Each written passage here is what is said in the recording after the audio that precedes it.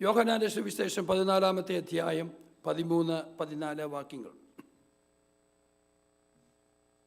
യോഹന്നാൻ 14:13-14.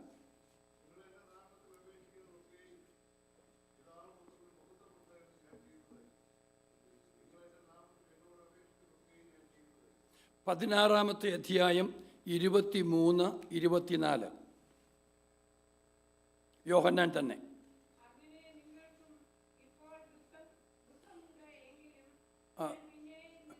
യോഹന്നാൻ 16:23-24.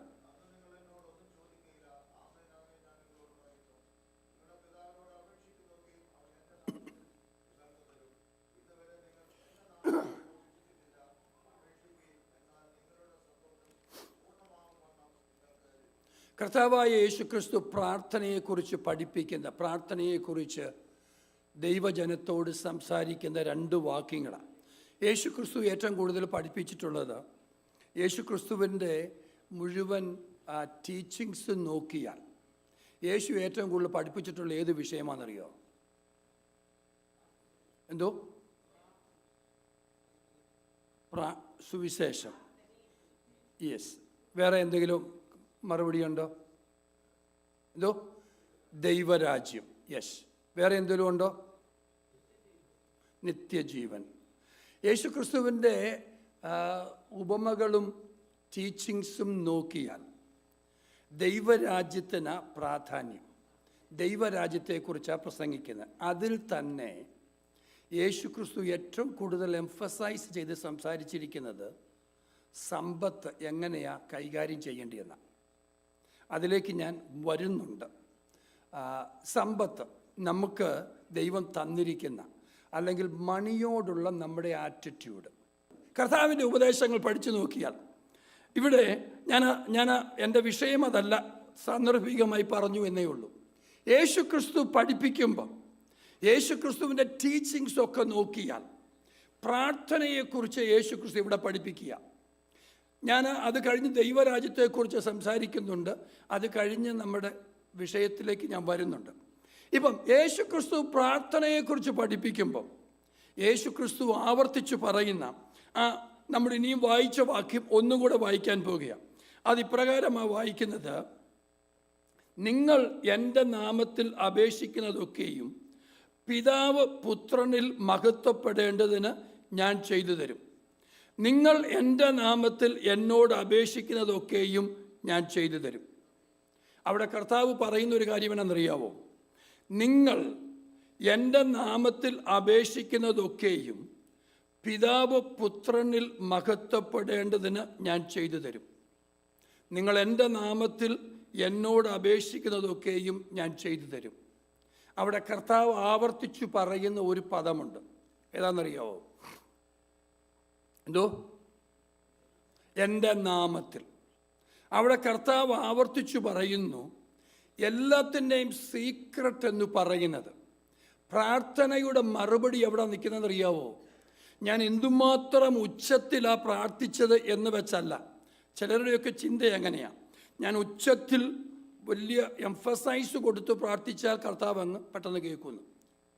അങ്ങനെയൊന്നുമല്ല. കർത്താവ് അങ്ങനെയൊന്നുമല്ല കേൾക്കുന്നത്. അവിടെ പറയുന്നു, കർത്താവ് കേൾക്കുന്ന പ്രാർത്ഥനയെക്കുറിച്ച് പറഞ്ഞപ്പം അവിടെ യേശുക്രിസ്തു പറയുന്ന ഒരു കാര്യമുണ്ട്: എൻ്റെ നാമത്തിൽ. നിങ്ങൾ എൻ്റെ നാമത്തിൽ എന്നോട് അപേക്ഷിക്കുന്നതൊക്കെയും.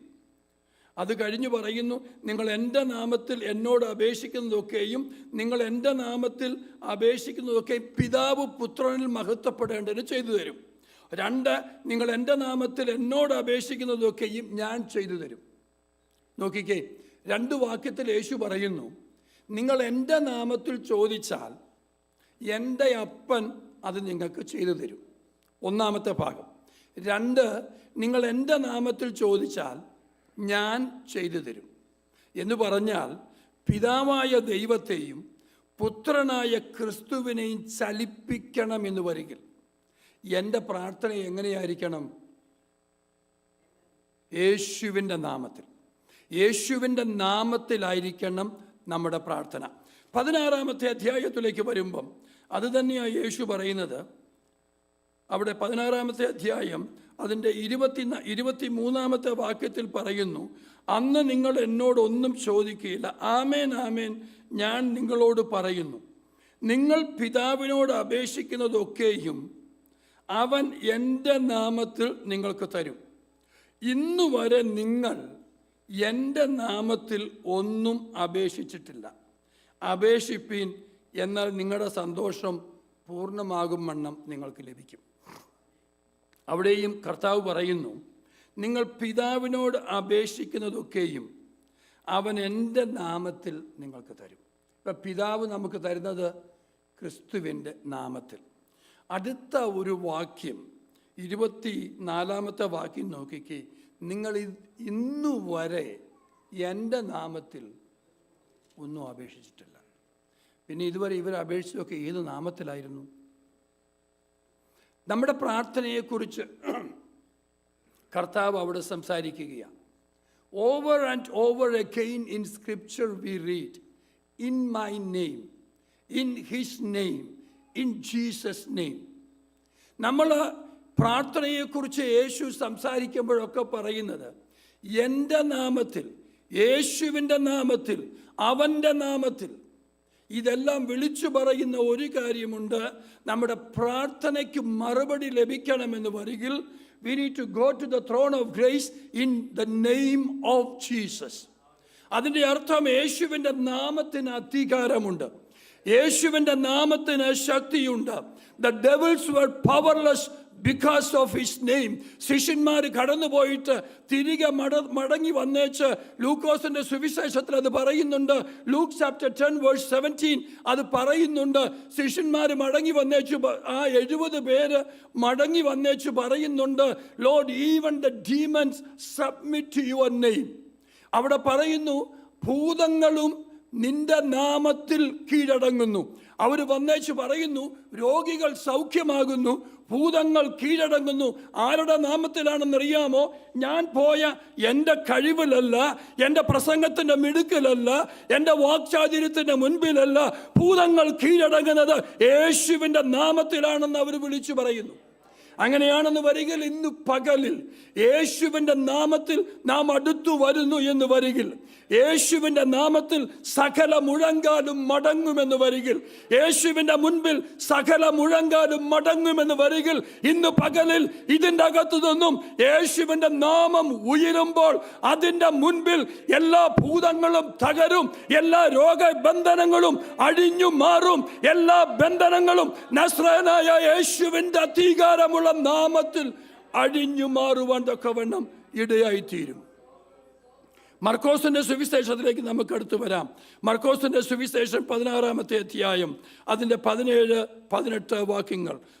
Mark chapter 16 verse 17 and 18.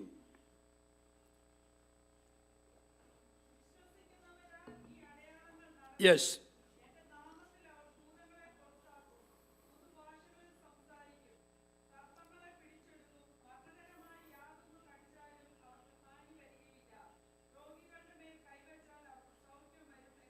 മതി. യേശു ക്രിസ്തു അവിടെ പറയുന്നു, വിശ്വസിക്കുന്നവരാൽ ഈ അടയാളങ്ങൾ നടക്കും.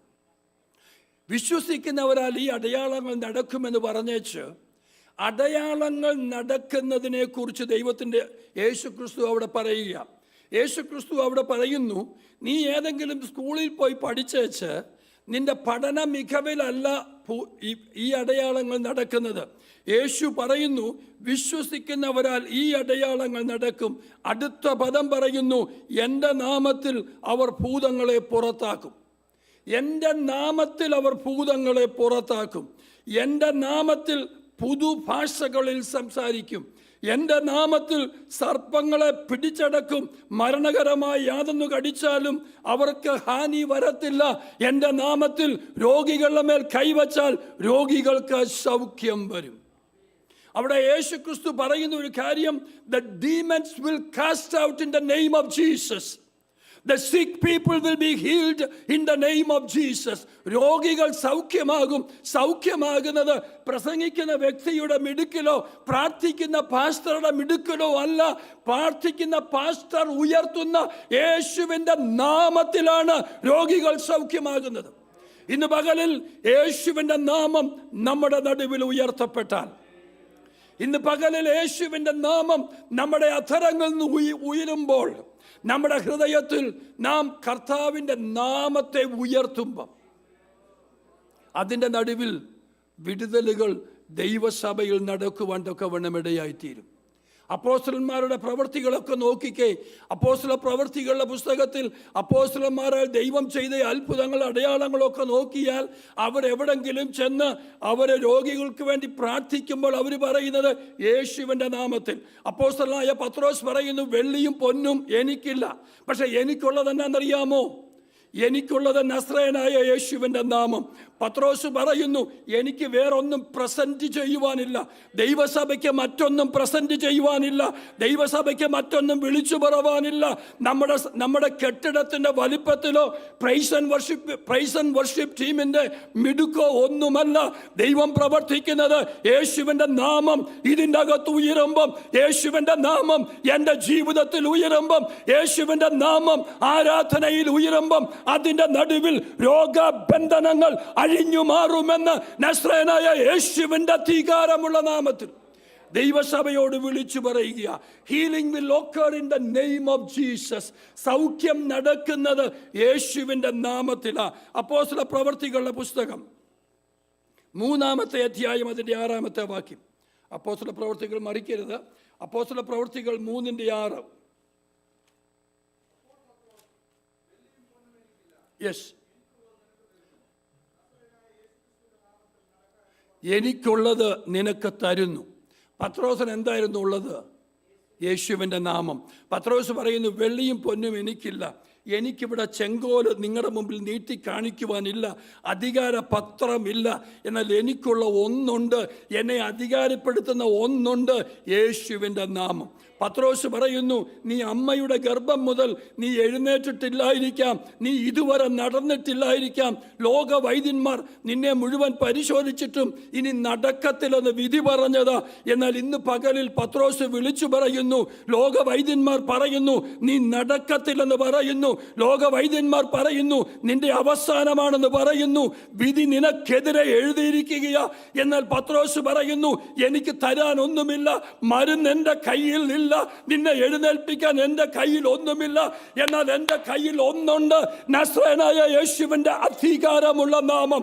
ഇന്ന് പകലിൽ അധികാരമുള്ള യേശുവിൻ്റെ നാമം ഇതിൻ്റെ അകത്ത് ചലിച്ചു കൊണ്ടിരിക്കുകയാ.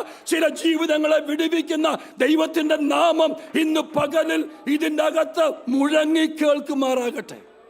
ദൈവപ്രവൃത്തി യേശുവിൻ്റെ അധികാരമുള്ള നാമത്തിൽ, യേശുവിൻ്റെ അധികാരമുള്ള നാമത്തിൽ, യേശുവിൻ്റെ അധികാരമുള്ള നാമത്തിൽ, യേശുവിൻ്റെ അധികാരമുള്ള നാമത്തിൽ. അമ്മയുടെ ഗർഭം മുതൽ മുടന്തനായ ഒരു മനുഷ്യൻ, അമ്മയുടെ ഗർഭം മുതൽ മുടന്തനായ ഒരു മനുഷ്യൻ എന്ന് പറഞ്ഞാൽ, ഹ്യൂമൻലി സ്പീക്കിംഗ്, ആ വ്യക്തിക്ക് ഇനിയും എഴുന്നേൽക്കുവാൻ സാധിക്കില്ല, ഇനിയും എഴുന്നേൽക്കുവാൻ സാധിക്കില്ല എന്ന് പറഞ്ഞ് എഴുതിത്തള്ളിയ വിഷയം. ആ ഭിക്ഷക്കാരൻ പത്രോസിനെ നോക്കിയത് എഴുന്നേക്കാൻ വേണ്ടിയല്ല, ഭിക്ഷക്കാരൻ നോക്കിയത് വല്ലതും കിട്ടുമെന്ന് വിചാരിച്ച. അവൻ്റെ ഹൃദയത്തിൽ പോലും ആഗ്രഹമില്ല. പ്രതീക്ഷ നഷ്ടപ്പെട്ട് കിടക്കുന്ന ഒരിടത്ത് ദൈവത്തിൻ്റെ ദാസൻ വന്നേച്ചു പറയുന്നു, നിന്റെ പ്രതീക്ഷ നഷ്ടപ്പെട്ടിരിക്കുകയാ. എന്നാൽ യേശുവിൻ്റെ നാമത്തിൽ നീ ഒന്ന് ട്രസ്റ്റ് ചെയ്തേ, യേശുവിൻ്റെ നാമത്തിൽ ഒന്ന് ട്രസ്റ്റ് ചെയ്താൽ പ്രതീക്ഷ നഷ്ടപ്പെട്ട ഈ വിഷയത്തിൻ്റെ നടുവിൽ ദൈവത്തിൻ്റെ ശക്തി ഇറങ്ങി വരും. നീ ഈ വിഷയത്തിൽ എഴുന്നേൽക്കും എന്ന് ദൈവത്തിൻ്റെ പരിശുദ്ധാത്മാവ് അവിടെ ഓർപ്പിക്കുകയാണ്. അപ്പോസ്തല പ്രവൃത്തികളുടെ പുസ്തകം 3-ാമത്തെ അധ്യായം 16-ാമത്തെ വാക്യം ഒന്ന് വായിച്ചേ.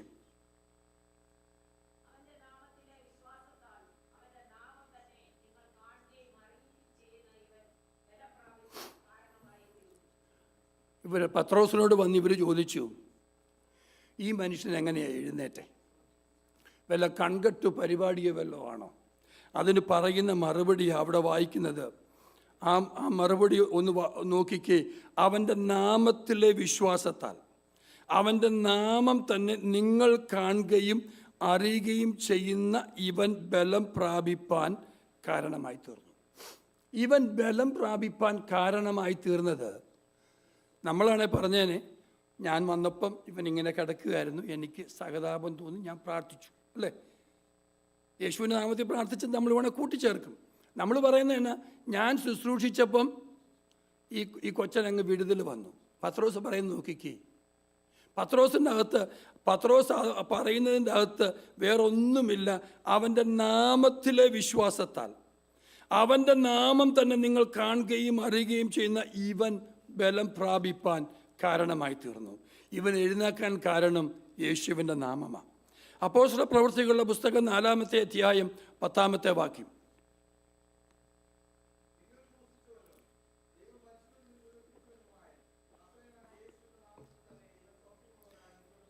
ഇവൻ സൗഖ്യമുള്ളവനായി നിങ്ങളുടെ മുൻപിൽ നിൽക്കുവാൻ കാരണം നസ്രയനായ യേശുവിൻ്റെ നാമം.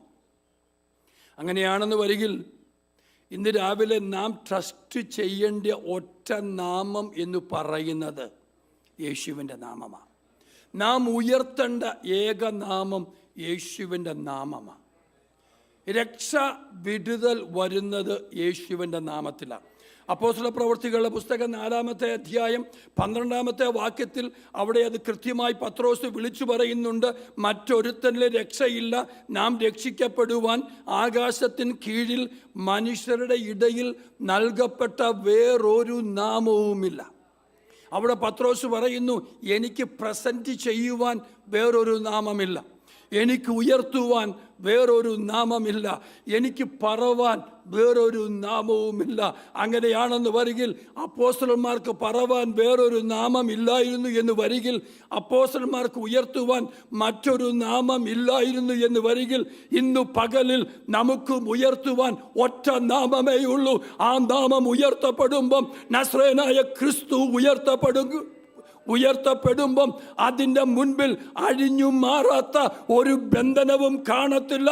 അതിന് മുൻപിൽ ഉരുകിപ്പോകാത്ത ഒരു പ്രശ്നങ്ങളും കാണത്തില്ല.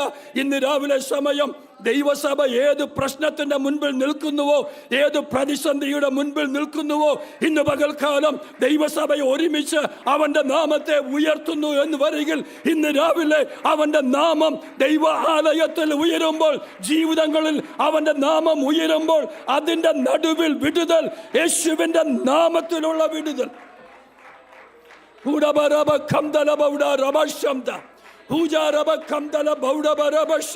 യേശുവിൻ്റെ നാമത്തിൽ, യേശുവിൻ്റെ നാമത്തിൽ, യേശുവിൻ്റെ നാമത്തിൽ, യേശുവിൻ്റെ നാമത്തിൽ. കൊലോസ്യ ലേഖനം 3-ാമത്തെ അധ്യായം 17-ാമത്തെ വാക്യം. Colossians chapter 3 verse 17.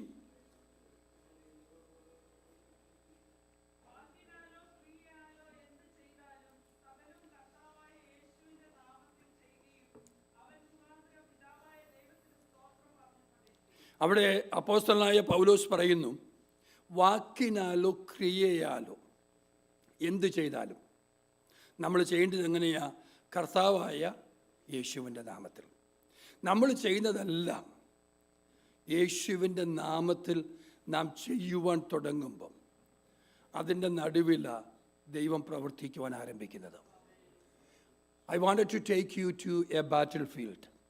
നമുക്കറിയാവുന്ന ഒരു യുദ്ധ മുന്നണിയിലേക്ക് നമുക്കൊന്ന് പോയാൽ, 1 ശമൂവേലിന്റെ പുസ്തകം 17-ാമത്തെ അധ്യായം അതിൻ്റെ 45-ാമത്തെ വാക്യം.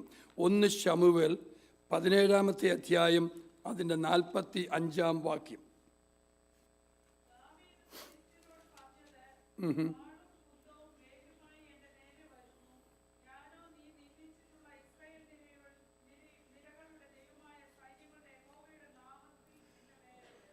അവിടെ നോക്കുക, ഏകദേശം 9.6 ഫീറ്റ് പൊക്കമുള്ള അതികായകനായ ഒരു മനുഷ്യൻ അവിടെ നിൽക്കുക. അവൻ വെല്ലുവിളിക്കുകയാണ്. അവൻ പിടിച്ചിരിക്കുന്ന ആയുധത്തിൻ്റെയൊക്കെ വെയിറ്റ് അവിടെ പറയുന്നുണ്ട്.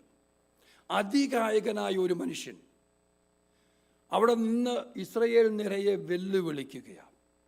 ഇസ്രയേലിലെ യുദ്ധം അഭ്യസിച്ചിട്ടുള്ള രാജാവും പടയാളികളും സേനാനായകന്മാരും ഇവനെ കണ്ട് ഭയന്ന് നിൽക്കുകയാണ്. സകലരും ഭയന്ന് നിൽക്കുമ്പം നമ്മൾ പാടുന്നൊരു പാട്ടുണ്ട്, ചെറുബാലനായ ദാവീദ് യുദ്ധത്തിന് പുറപ്പെട്ടു. അല്ലേ?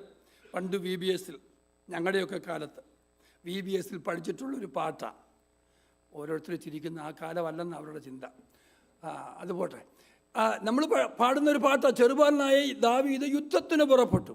ഈ ദാവീദ് ചെറുബാലകനായ കോമള രൂപമുള്ള ഈ ദാവീദ് യുദ്ധത്തിന് വന്ന് നിൽക്കുമ്പം ഒരു സൈഡിൽ നിൽക്കുന്ന ആരാന്നറിയാവോ? 9.6. ദാവീദിന് കൂടി വന്നാൽ 6 അടി മാക്സിമം. ഇത് ചരിത്രം പറയുന്നത് 5.6 എന്നൊക്കെയാണ് പറയുന്നത്. 5.6 ഉള്ളവർ എഴുന്നേറ്റ് നിൽക്കാൻ ഞാൻ ഇപ്പം പറയുന്നില്ല. അത്രയാണ് ഇവിടെ നിൽക്കുക. ഒരു വശത്ത് അധികായകനായ ഒരു മനുഷ്യൻ, മറുവശത്ത് ചെറിയ ഒരു ബാലകൻ. നിൽക്കേണ്ട ദാവീദ് അവിടെ നിന്നുകൊണ്ട് പറയുന്നു, ഒരു പക്ഷേ നിനക്ക് വാള് കാണും, നിനക്ക് പടച്ചട്ട കാണും, നിനക്ക് താമ്ര ശിരസ്ത്രം നിന്റെ തലയിലുണ്ട്, നീ സകല ആയുധങ്ങളുമായി നിൽക്കുന്നത്. എനിക്ക് ഈ ആയുധമൊന്നുമില്ല. നീ പറയുന്ന ഒരു ക്വാളിഫിക്കേഷനാമത്തിൽ നിന്റെ നേരെ വരുന്നു. ദാവീദ് പറയുന്നു, you are coming against me with all this equipment. നിന്റെ എല്ലാ വെപ്പൺസും നിന്റെ കയ്യിലുണ്ട്. നിന്റെ കയ്യിൽ വാളുണ്ട്, കുന്തമുണ്ട്, പരിപാടിയെല്ലാം നിനക്കുണ്ട്. നിന്റെ അംഗരക്ഷകൾ നിന്റെ പുറകിൽ നിൽപ്പുണ്ട്. നിനക്ക് സകലതും, you are well equipped to combat. അല്ലേ? നീ മത്സരിക്കാൻ നീ വെൽ എക്വിപ്ഡ്, നിനക്കെല്ലാം ഉണ്ട്. എന്നാൽ ഞാനോ എന്ന് പറയുമ്പോൾ ദാവീദ് അവിടെ പറയുന്നത്, എനിക്ക് പറവാൻ ഒന്നുമില്ല, എനിക്ക് ഒരു പ്രശംസയ്ക്കും കാരണമില്ല, എനിക്ക് ഒരു ക്വാളിഫിക്കേഷനും ഇല്ല. I am not equipped.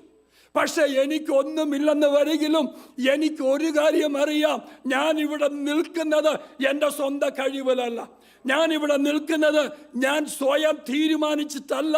ഞാനിവിടെ നിൽക്കുന്നത് എന്നെ നിയോഗിച്ച ഒരുവനുണ്ട്. എൻ്റെ മേലൊരു അഭിഷേകമുണ്ട്. ചില ദിവസങ്ങൾക്ക് മുൻപ് എൻ്റെ അപ്പൻ്റെ വീട്ടിൽ ശമൂവേൽ പ്രവാചകൻ വന്ന് എൻ്റെ തലമേൽ ഒഴിച്ച ഒരു അഭിഷേക തൈലമുണ്ട്. അഭിഷേക തൈലത്തിൻ്റെ ബലത്തിലാണ് ഞാനിവിടെ നിൽക്കുന്നത്. ദാവീദ് പറയുന്നു, I come against you with only one thing, in the name of the Lord of hosts. അവിടെ ദാവീദ് പറയുന്ന പദം നോക്കിക്കേ, നീ നിന്ദിച്ചിട്ടുള്ള ഇസ്രായേൽ നിരകളുടെ ദൈവമായ സൈന്യങ്ങളുടെ യഹോവയുടെ നാമത്തിൽ ഞാൻ നിനക്കെതിരെ കടന്നു വരുന്നു. ദാവീദ് വിളിച്ചു പറയുന്നത്, എനിക്ക് പറവാനൊന്നുമില്ല. ഞാൻ ആടുകളെ മേയിച്ചുകൊണ്ട്, അപ്പൻ്റെ ആടുകളെ മേയിച്ചുകൊണ്ട് ഞാൻ വനാന്തരത്തിലൂടെ നടക്കുമ്പം എൻ്റെ അപ്പൻ്റെ വേലക്കാർ വന്ന് എന്നെ തിരികെ വീട്ടിലേക്ക് വിളിച്ചു. ഞാൻ വീട്ടിൽ വന്നപ്പം വൃദ്ധനായ ഒരു മനുഷ്യൻ അവിടെ ഉണ്ട്. ആ വൃദ്ധനായ മനുഷ്യൻ എൻ്റെ അപ്പൻ്റെയും സഹോദരന്മാരുടെയും മുൻപിൽ വെച്ച് എൻ്റെ തലയിൽ അഭിഷേക തൈലം ഒഴിച്ചു. അന്ന് മുതൽ, ഈ തൈലം വീണ അന്ന് മുതൽ എൻ്റെ അകത്തൊരു കത്തിക്കൊണ്ടിരിക്കുകയാ. അകത്ത് കത്തുന്നത് എന്താണെന്നറിയാമോ? എൻ്റെ ദൈവത്തെ നിന്ദിക്കുന്ന വ്യക്തികളെ കുറിച്ച് എൻ്റെ അകത്തൊരു വലിയ തീരുമാനമാണ്. ദാവീദ് പറയുന്നു, ഞാൻ ചാകട്ടെ, ഞാൻ മരിച്ചു വീണാൽ മരിച്ചു വീഴട്ടെ. ഈ സൈന്യങ്ങളുടെ യഹോവയെ നിന്ദിക്കുന്ന ഈ അഗ്രചർമ്മി അവനുമായ എനിക്ക് കാര്യമുള്ളത്. രാവിലെ നോക്കിക്കേ, ഈ ദാവീദ് ഫെലിസ്തീനെ വിളിക്കുന്നതിനെന്നറിയാവോ? ഫെലിസ്ത്യം മല്ലനെന്നൊന്നും വിളിക്കുന്നില്ല. ദാവീദ് വിളിക്കുന്ന അഗ്രചർമ്മി എന്നാണ് വിളിക്കുന്നത്. എന്ന് പറഞ്ഞാൽ അതിൻ്റെ അർത്ഥം എന്നാണെന്നറിയാവോ? You are uncircumcised. അൺസർക്കംസൈസ്ഡ് എന്ന് ദാവീദ് പറഞ്ഞാൽ അതിൻ്റെ അർത്ഥം you are not on the covenant protection. നീ അഗ്രചർമ്മിയാണെങ്കിൽ ഞാൻ ആരാ? പരിച്ഛേദനക്കാരനാ. ദാവീദ് പറയുന്നു, you are not under covenant protection, but I am under covenant protection. David പറയുന്നു, ഇവിടുത്തെ യുദ്ധം എന്ന് പറയുന്നത് കവനന്റ് പ്രൊട്ടക്ഷനിലല്ലാത്ത ഒരുവനും കവനന്റ് പ്രൊട്ടക്ഷനിലുള്ള ഒരുവനും തമ്മിലുള്ള യുദ്ധമാണ്. അതുകൊണ്ടാണ് ദാവീദ് പറഞ്ഞത്, I come against you in the name of the Lord of the host. അങ്ങനെയാണെന്ന് വരികിൽ ഇന്ന് രാവിലെ യഹോവയുടെ നാമത്തിൽ ചില വിഷയങ്ങളുടെ നേരെ കടന്നു ചെല്ലുവാൻ ദൈവം നമുക്ക് കൃപ തരുമാറാകട്ടെ. യേശുവിൻ്റെ നാമം ഭൂതങ്ങൾ വിട്ടുമാറും. യേശുവിൻ്റെ നാമത്തിൽ രോഗികൾ സൗഖ്യമാകും. യേശുവിൻ്റെ നാമത്തിൽ വിടുതലുകൾ സംഭവിക്കും. മെക്സിക്കോയിലെ കാറ്റമാക്കോ എന്ന് പറയുന്ന അതിനെക്കുറിച്ച് അവിടെ വെറാക്രൂസ് എന്ന് പറയുന്ന സ്ഥലത്താണ് ഞങ്ങൾ അവിടെ പോയത്. ഈ വെറാക്രൂസ് എന്ന് പറയുന്നത് അതിനെക്കുറിച്ച് പറയുന്നത് which craft capital of Mexico. Which craft ഒരു വീട്ടിലും സഹോദരന്മാർ ഒരു വീട്ടിലും ഞാനും റീനിയും ഞങ്ങളെ കൊണ്ടുപോയ പാസ്റ്ററുടെ വീട്ടിലുമാണ്. ഇപ്പം ഈ സഹോദരിമാരെ ആദ്യത്തെ ദിവസം വളരെ ശക്തമായ മിനിസ്ട്രി അവിടെ നടന്നു. ഈ സഹോദരിമാരെ കൊണ്ട് വിട്ടേച്ച് രാത്രിയായി, ഒരു 12 ആയി. ഞാനും റീനിയും കൂടെ ഈ പാസ്റ്ററുടെ വീട്ടിലേക്ക് നടക്കുക. നല്ല ഇരുട്ടുണ്ട്. പെട്ടെന്ന് ഇവരെ കൊണ്ടാക്കി വെച്ച് പ്രാർത്ഥിച്ച് ഞങ്ങൾ വീട്ടിലോട്ട് അങ്ങോട്ട് പോവുക. പെട്ടെന്നൊരു പട്ടി ചാർജ് ചെയ്ത് ഞങ്ങളുടെ മുന്നിലേക്ക് വന്നു. എൻ്റെ ജീവിതത്തിൽ ആദ്യമാണ് ഒരു പട്ടിയെ ശാസിച്ചത്. ഞാൻ എടുത്ത വായിക്ക് പെട്ടെന്ന് റീനി പേടിച്ച് എൻ്റെ പുറകിലോട്ട് മാറി. ഞാൻ പറഞ്ഞു, I rebuke you in the name of Jesus എന്ന് പറഞ്ഞു. ഒരു കാര്യം സത്യമായിട്ട് ഞാൻ വിളിച്ചു പറയാം, ഇത് ഞാൻ പറയുകയും ഈ പട്ടി 3 സ്റ്റെപ്പ് പുറകോട്ട് വെച്ച് ഒറ്റ ഓട്ടം ഓടി. ഇത് പറഞ്ഞപ്പം ഞാൻ വിശ്വസിച്ചില്ല ഇത് സംഭവിക്കുമെന്ന്. പക്ഷേ അന്നേരം ദൈവത്തിൻ്റെ ആത്മാവ് എൻ്റെ അധരത്തിൽ തന്നതാണ് ഞാൻ വിളിച്ചു പറഞ്ഞത്. പിറ്റേ ദിവസം രാവിലെ ഈ കീത്ത് എന്ന് പറയുന്ന ഒരു അമേരിക്കൻ മിഷണറിയുടെ വീട്ടിലാണ് ഞങ്ങൾ താമസിക്കുന്നത്. ഈ കീത്ത് വന്നിച്ച് പറഞ്ഞു, pastor Jacob, did you know, ഇന്നലെ ഇവിടെ ഒരു പേ പിടിച്ച ഒത്തിരി പേരെ കടിച്ചു, ഒത്തിരി പേര് ഹോസ്പിറ്റലാന്ന് പറഞ്ഞു. ഞാൻ ചോദിച്ചു, ഒരു കറുത്ത പട്ടിയാണോ അതെന്ന് ചോദിച്ചു. ഉടനെ അദ്ദേഹം എന്നോട് ചോദിച്ചു, അതെങ്ങനെ നിനക്കറിയാം? ഞാൻ പറഞ്ഞു, ഇന്നലെ രാത്രി ഞങ്ങൾ വരുന്ന വഴിക്ക് ഈ പട്ടി ചാർജ് ചെയ്ത് ഞങ്ങളുടെ നേരെ വന്നു. I just said I rebuke you in the name. ഈ പട്ടി പുറകോട്ട് പോയി. ഞാൻ പറഞ്ഞത് എന്താണെന്നറിയോ? പിന്നെ ഞാൻ ഇതുവരെ ശാസിച്ചിട്ടില്ല പട്ടിയെ, മറ്റതൊക്കെ ശാസിച്ചിട്ടുണ്ട്. ഞാൻ പറഞ്ഞത് എന്താണെന്നറിയാവോ? Even when we speak the name of Jesus with authority and with anointing, even the mad dogs will hear that. എന്ന് പറഞ്ഞു കഴിഞ്ഞാൽ, പേ പിടിച്ച നായ എന്ന് പറഞ്ഞാൽ സ്വബുദ്ധി ഇല്ലാത്ത നായ അതിൻ്റെ അർത്ഥമല്ലേ? മാഡ് ഡോഗ് എന്ന് നമ്മളതിനെ വിളിക്കുന്നത്. എന്ന് പറഞ്ഞാൽ പേ പിടിച്ച നായ്ക്ക് പോലും എൻ്റെ യേശുവിൻ്റെ നാമം അറിയുമെന്ന് വരികിൽ, ഇന്ന് രാവിലെ ദൈവസഭയോട് വിളിച്ചു പറയുന്നു, എൻ്റെ കർത്താവിൻ്റെ നാമം ഇതിൻ്റെ അകത്ത് ഉയരുമ്പം അതിൻ്റെ മുൻപിൽ തകർന്നു പോകാത്തത് ഒന്നും ഇവിടെയില്ല. There is power in the name of Jesus. അങ്ങനെയാണെന്ന് വരികിൽ ഇന്ന് രാവിലെ യേശുവിൻ്റെ അധികാരമുള്ള നാമത്തിൽ പ്രൊവേർബ്സ് ചാപ്റ്റർ 18 വേഴ്സ് 10, സദൃശ്യവാക്യങ്ങൾ 18-ാമത്തെ അധ്യായം അതിൻ്റെ 10-ാമത്തെ വാക്യം.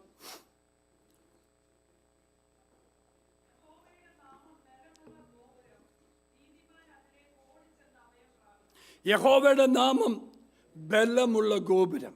അവിടെ സദൃശ്യവാക്യം ശലോമോൻ വിളിച്ചു പറയുന്ന ഒരു കാര്യമുണ്ട്.